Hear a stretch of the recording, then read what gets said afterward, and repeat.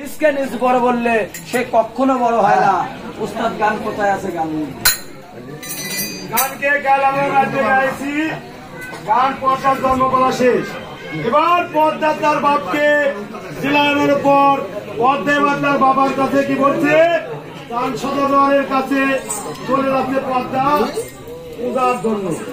এবার পর্দার বাবা কি বলে ব্যক্ত বলতে হয়,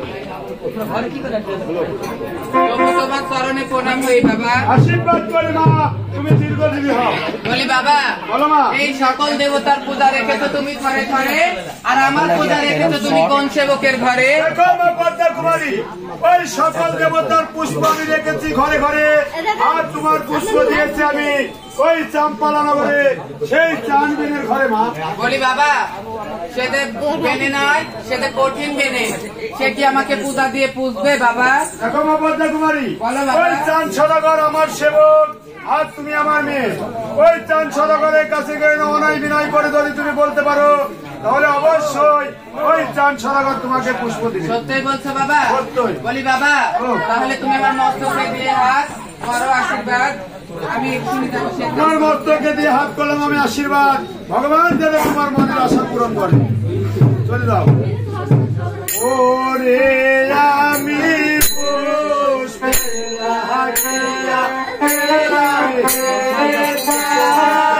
সবই তুলছে, এটি হচ্ছে প্রথম আকর্ষণ।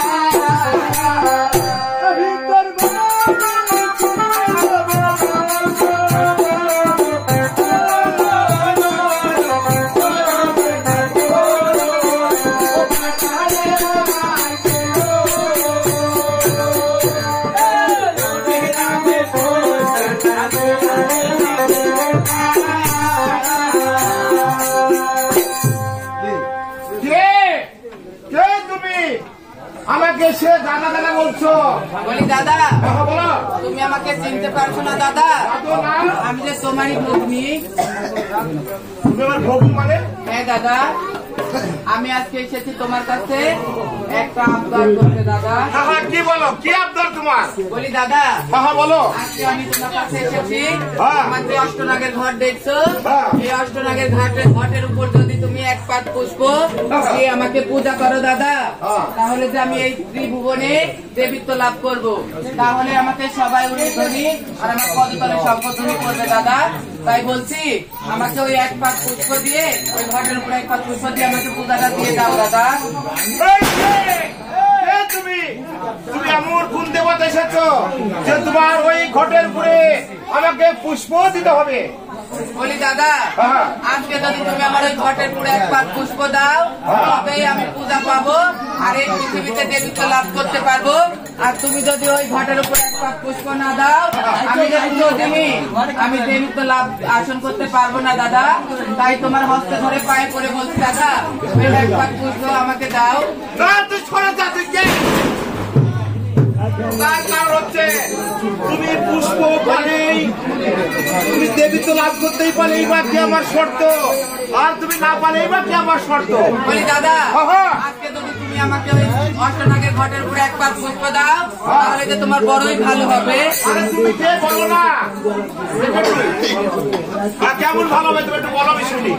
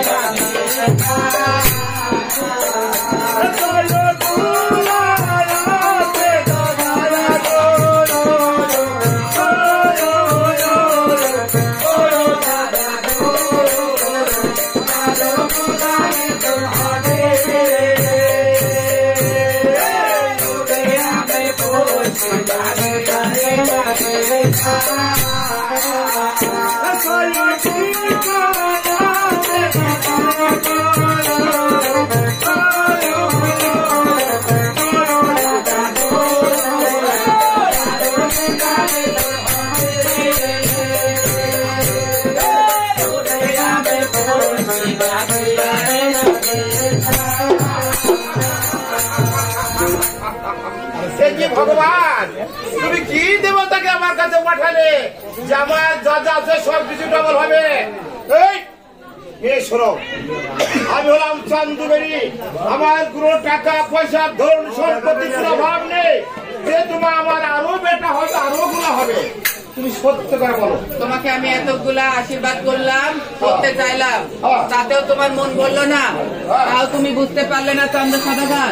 তাই বলছি তুমি এক পাক পুষ্প দাও দাদা আমাকে। রে বাবা, বড়ই ভালো হবে। আরে বাবা, বাবা বাবা কি বাবু কি হয়েছে গো? বাবু এই সবাই আর কি ভগবান আমার দরবার কি পাঠিয়েছে নাকি? কেন, কি বলছে? ওই কন্যা বলছে কি জানো, 6 বেটা হবে, 6 বেটা আছে, 12 বেটা, 12 বেটা হবে, 6 গুলো আছে, 12 গুলো হবে। কি যেন বলছে বুঝতে পারছি না। তাই নাকি? মানে আপনি দাদা আছে ডবল করে দিন, যদি নেয় দেয় তাহলে নেন। হ্যাঁ দেয় যদি নেন, তাই? আরে সদাগর, পূজা দিবি কিনা সেটা বল। তুই আমাকে পূজা দিবি নাকি সেটা বল। এই যে হাতে পূজা আমি শিব জড়বনি, সে হাতে পুজো আমি জারোয়ার ঝাবনি। তুই ভাগে যাস শয়তান, তুই আমাকে পূজা দিবি না, হবে না, হবে ওরে থাকবে অভিমানী জানা যাবে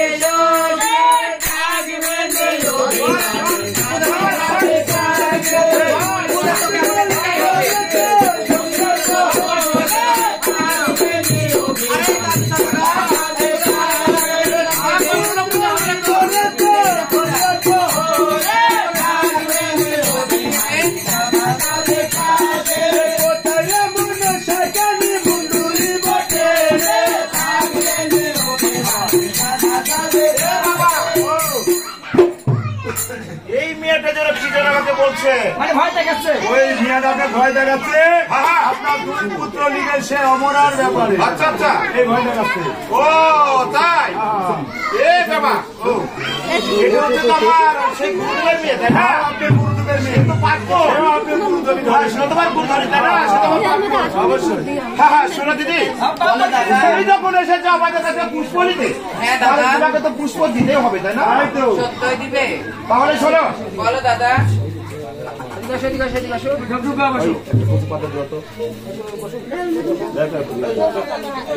যাও দরবারে যাও।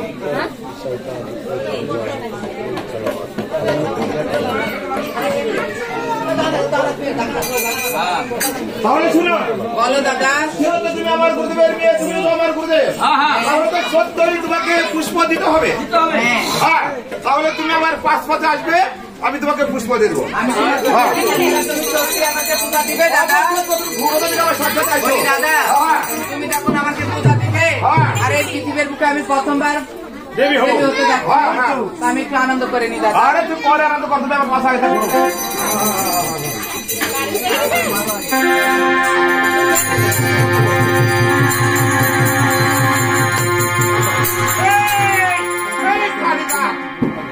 তুই ওখানে কি খাবি? বলি দাদা হ্যাঁ, বল। আমি তো আমার আহার করবই। আর কি হাত করলি বল? আমি মাত্র একটা ব্যাংক খেয়েছি দাদা। এই বড় সকারি, আমি তোর জন্য লক্ষ লক্ষ টাকা খরচ করে এই ভোগের আয়োজন করেছি। তুই ভোগ না খেয়ে তুই খালি ওই কচুরি বুদার ব্যান ধরে পালিয়ে যাস। বলি দাদা তুই আমাকে ভয় দেখাস? তাহলে তুমি তো আমার সেই গুরুদেবের মেয়ে, তুমি তো পুষ্প পাবে। তাহলে বা তুমি আনন্দ করে করবে। সত্য দাদা? আচ্ছা ঠিক আছে দাদা।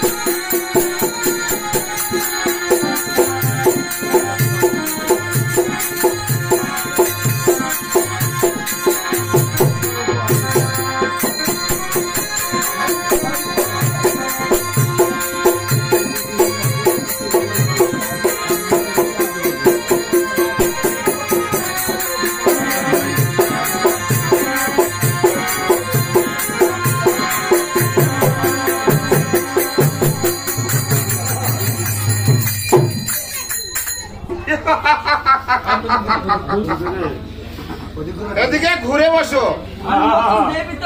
নতুন দেবী তাই না? দেখো দিদি, বলো দাদা। আমি তোমার জন্য, তুমি যখন তোমার বাবার পরিচয় দিলে তখন আমি কি করলাম জানো? যেহেতু আমার গুরুদেবের বিয়ে এসেছে তাহলে তার তো আমাকে সম্মান করতেই হবে নাকি দাদা? তাকে আমি, সে আমার বাড়িতে নতুন এসেছে, আমি তার জন্য লক্ষ লক্ষ টাকা খরচ করে আমি তার ভোগের আয়োজন করেছিলাম। সে ওই কারিজাত করলেন কি ভোগ খেলেন না, না খেয়ে করলেন কি ওই কচু বুনায় হ্যাং ব্যাং স্যাং তৈরি খালেন। আর ওটাই বলছে আমাকে পুষ্প দিতে হবে।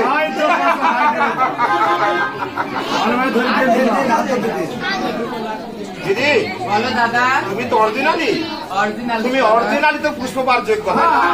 দাদা হ্যাঁ দাদা, আমি পুষ্প জেনে তো তোমার কাছে এসেছি দাদা। তাই? হ্যাঁ দাদা।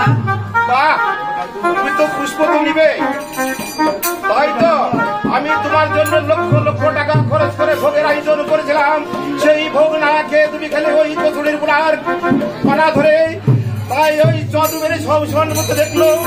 এক হ্যান্তাল মেরে পদ্মার ঘর ঘুরে ভেঙে দিল, দুই হ্যান্তাল মেরে পদ্মার মাথা আমার দেশে